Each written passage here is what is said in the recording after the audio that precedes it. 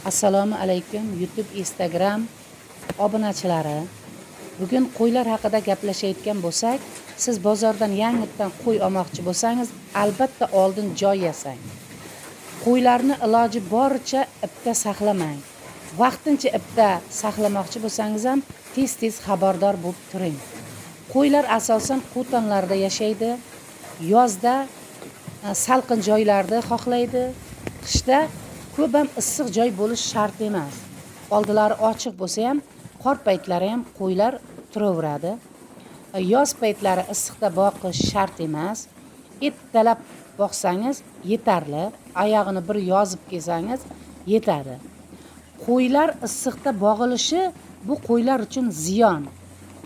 Erta tongda boqing va qo'tonga qo'yib qo'ying.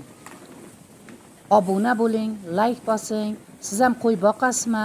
Fikr bildirib keting. Fikrlaringizni kommentariyada kutib qolaman.